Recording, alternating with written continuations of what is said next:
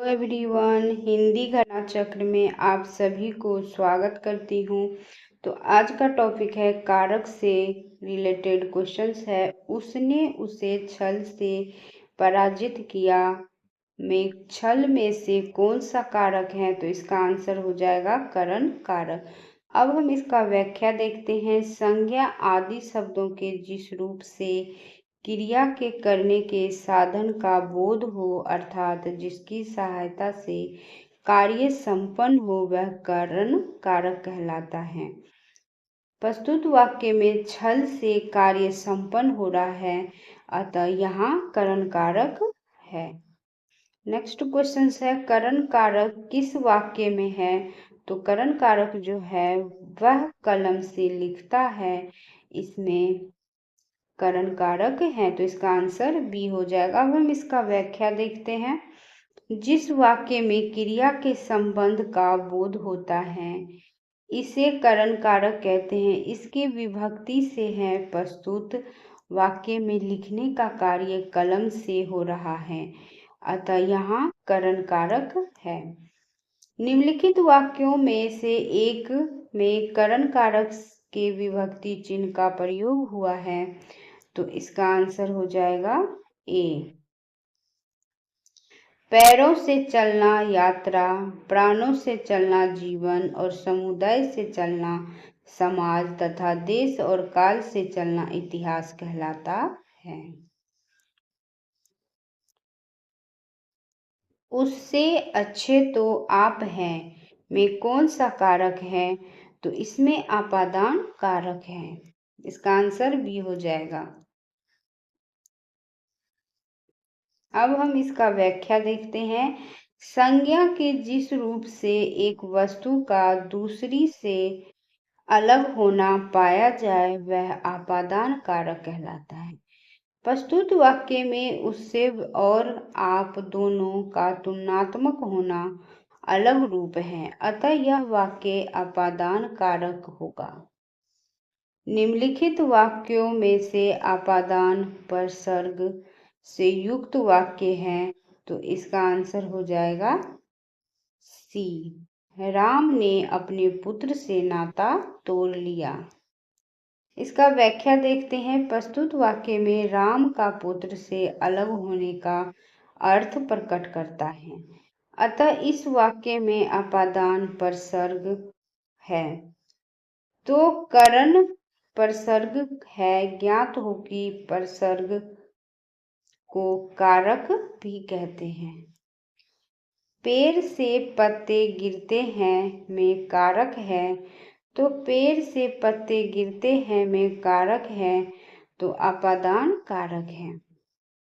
अब व्याख्या देखते हैं। जब संज्ञा जिस रूप में अलगाव की स्थिति होती है, तो आपादान कारक होता है। पेड़ से पत्ते का गिरना अलगाव की स्थिति प्रदर्शित करता है, अतः यह पंचमी विभक्ति का आपादान कारक है, तो इसका चिन्ह से है। नेक्स्ट क्वेश्चन है, आपादान कारक किस वाक्य में है? तो आपादान कारक जो है वो वृक्ष से पत्ते गिरते हैं, तो इसका आंसर ए हो जाएगा। वह घर से बाहर गया। वह घर से बाहर गया, तो इस वाक्य में कौन सा कारक है? तो इसमें आपादान कारक है। अब इसका व्याख्या देखते हैं। प्रस्तुत वाक्य से घर से अलग होने का प्रतीत है, तो इस अर्थ में यहाँ आपादान कारक होगा। नेक्स्ट क्वेश्चन है, मेरे घर से आपका घर 5 किलोमीटर दूर है, तो इस वाक्य में घर से में कौन सा कारक है? तो आपादान कारक है। अब व्याख्या देखते हैं। संज्ञा के जिस रूप से अलगाव का बोध हो रहा है, उसे आपादान कारक कहते हैं। इसका विभक्ति चिन्ह जो है वो से है। मेरे घर से आपका घर 5 किलोमीटर दूर है में एक घर के दूसरे घर की दूरी या अलगाव की स्थिति बता रही है। वह कार जो है मेरी है। वह कार मेरी है, इस वाक्य में कौन सा कारक है? तो इसमें संबंध कारक है। अब व्याख्या देखते हैं। संज्ञा अथवा सर्वनाम के जिस रूप से एक वस्तु का संबंध दूसरी वस्तु से जाना जाए उसे संबंध कारक कहते हैं। तो प्रस्तुत वाक्य में कार का संबंध मुझसे मेरी है, अतः यहाँ संबंध कारक है। नेक्स्ट क्वेश्चन है, क्रिया का आधार सूचित करने वाला कारक है, तो अधिकरण कारक। अब व्याख्या देखते हैं। क्रिया का आधार सूचित करने वाला कारक अधिकरण कारक कहलाता है। इसकी विभक्ति के रूप में पर तथा में का प्रयोग किया जाता है। नेक्स्ट क्वेश्चन है, तोता डाल पर बैठा है, तो इस वाक्य में कौन सा कारक है? तो अधिकरण कारक है।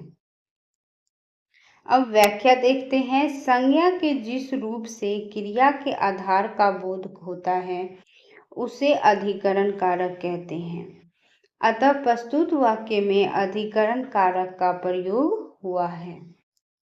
अब नेक्स्ट क्वेश्चन है, निम्नलिखित वाक्य में से एक में करण कारक के विभक्ति चिन्ह का प्रयोग हुआ है, तो इसका आंसर हो जाएगा ए, लड़का दर्द के मारे छटपटाता रहा।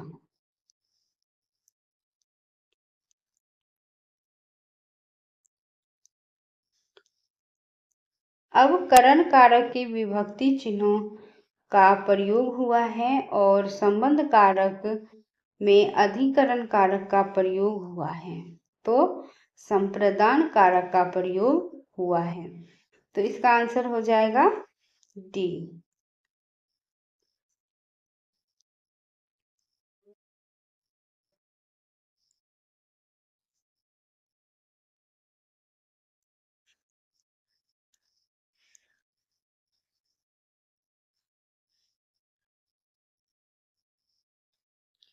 अब विराम चिन्ह से रिलेटेड क्वेश्चंस देखेंगे। तो अब विराम चिन्ह से रिलेटेड जो है क्वेश्चंस देख रहे हैं। सुख दुख के बीच लगने वाला जो है वो चिन्ह है, तो योजक चिन्ह है। कौन सा चिन्ह है? योजक चिन्ह है।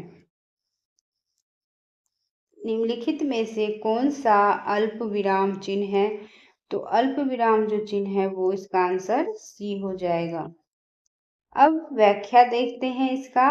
वाक्यों तथा शब्दों का परस्पर संबंध बताने तथा किसी विषय प्रसंग को भिन्न भिन्न वर्गों में बांटने के लिए विराम चिन्हों की आवश्यकता पड़ती है, जो उच्चारण के समय प्रयोग करने से उस वाक्य अथवा शब्द का अर्थ स्पष्ट होता है। तो मुख्य विराम चिन्ह इस प्रकार है। तो विराम और चिन्ह से रिलेटेड यहाँ पे बताया गया है। उदाहरण में विराम चिन्ह, अल्प विराम, अर्ध विराम, योजक चिन्ह और प्रश्नवाचक चिन्ह और विस्मय आदि बोधक चिन्ह और उद्धरण चिन्ह। नेक्स्ट क्वेश्चन है, मनोविकार सूचक शब्दों और वाक्यांशों तथा वाक्यों के अंत में किस चिन्ह का प्रयोग होता है? तो इसमें विस्मय बोधक चिन्ह का प्रयोग होता है। अब इसका व्याख्या देखते हैं। मनोविकार और सूचक शब्दों और वाक्यांशों तथा वाक्यों के अंत में विस्मय बोधक चिन्ह का प्रयोग होता है। यह चिन्ह आश्चर्य, खुशी, संबोधन व्यक्त करने के लिए भी प्रयोग किया जाता है।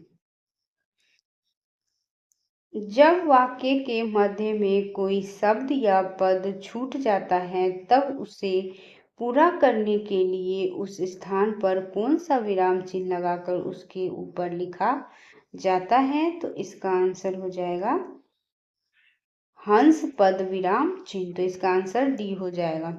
अब हम इसका व्याख्या देखते हैं। जब वाक्य के मध्य में कोई शब्द या पद छूट जाता है तब उसे पूरा करने के लिए उस स्थान पर हंस पद विराम चिन्ह लगाकर उसके ऊपर लिखा जाता है। अब अव्यय से रिलेटेड क्वेश्चंस देखते हैं। अवयव से रिलेटेड क्वेश्चंस देखते हैं। अथवा व्याकरण की दृष्टि है तो इसका आंसर हो जाएगा अवयव। अब व्याख्या देख रहे हैं, जिन पदों या अवयवों द्वारा मुख्य वाक्य जोड़े जाते हैं उन्हें समान अधिकरण समुच्चय बोधक कहते हैं। इनके 4 उपभेद होते हैं। तो पहला है संयोजक, इसमें और व तथा होगा। अब सेकंड है विभाजक, तो इसमें या वा अथवा कि वा की न की नहीं तो। अब है थर्ड है विरोध दर्शक, तो विरोध दर्शक में हो जाएगा पर, परंतु, किंतु, लेकिन, मगर, वरन, बल्कि। अब फोर्थ नंबर का है परिणाम दर्शक। परिणाम दर्शक जो है इसमें हो जाएगा इसलिए, सो, अतः, अतएव। अब नेक्स्ट क्वेश्चन है भला मैं क्या कर सकता हूँ। वाक्य में भला शब्द है तो अवयव शब्द है।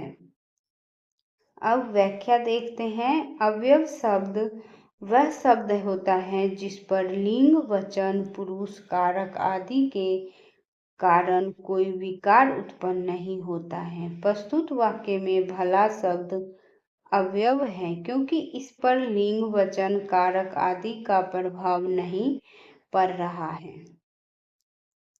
निम्नलिखित में से क्रंदत अवयव का एक प्रकार नहीं है, तो भूतकालिक क्रंदत जो है वो नहीं है। अब विकारी क्रंदत अवयव 4 प्रकार के होते हैं। फर्स्ट है पूर्वकालिक क्रंदत, और सेकंड है तत्कालिक क्रंदत, और थर्ड है अपूर्ण क्रियाघोतक, तथा फोर्थ है पूर्ण क्रियाघोतक या भूतकालिक क्रंदंतों का प्रयोग सामान्यतः विशेषण की तरह होता है। अब काल से रिलेटेड क्वेश्चंस देखते हैं। क्रिया के उस रूपांतरण को क्या कहते हैं जिससे उसके कार्य व्यापार के समय और उसकी पूर्ण अथवा अपूर्ण अवस्था का बोध हो, तो उसका आंसर हो जाएगा काल। क्या हो जाएगा इसका आंसर? काल। तो इसका आंसर डी हो जाएगा। अब व्याख्या देखते हैं। क्रिया के उस रूपांतरण को काल कहते हैं जिससे उसके कार्य व्यापार के समय उसकी पूर्ण अथवा अपूर्ण अवस्था का बोध होता है। काल के 3 प्रकार होते हैं, वर्तमान काल, भूतकाल और भविष्यत काल। अब वाच्य से रिलेटेड क्वेश्चंस देखते हैं। वाच्य, मोहन से चला नहीं जाता, तो वाक्य में कौन सा वाच्य है? तो इसमें भाववाच्य है। तो अब हम इसका व्याख्या देखते हैं।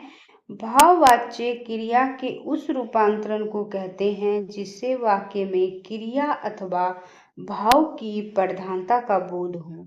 जैसे मोहन से चला नहीं जाता, मुझसे बैठा नहीं जाता, यह जो है वो भाववाच्य का उदाहरण है। और इन वाक्यों में कर्ता और कर्म के स्थान पर क्रियाएं ही अधिक प्रधान हो गई है। नेक्स्ट है मरम वचन जब सीता बोला पंक्ति का प्रयोग हुआ है। मरम वचन जब सीता बोला पंक्ति का प्रयोग हुआ है, तो इसमें आंसर हो जाएगा कर्मवाच्य। अब इसका व्याख्या देखते हैं। क्रिया के विशुद्ध रूप के बारे में आचार्य रामचंद्र शुक्ल जी ने जैसी ग्रंथावली की भूमिका में लिखा है, पद में कभी कभी वर्तमान काल के रूप के स्थान पर संक्षेप के लिए धातु का रूप रख दिया जाता है। जैसे क हो अंधा जेहि सूझ न पीठी, और सूझ जो है वो सूझती है, और बिनु गए बिरछी निपात जिमी ठाट ठाट पे सूख, तो सूख जो है वो सुखता है। उक्ति व्यक्ति प्रकरण में क्रिया के ऐसे शुद्ध रूपों की बहुतायत है, वहाँ पद लिखते समय क्रिया रूप को संक्षिप्त करना आवश्यक न था।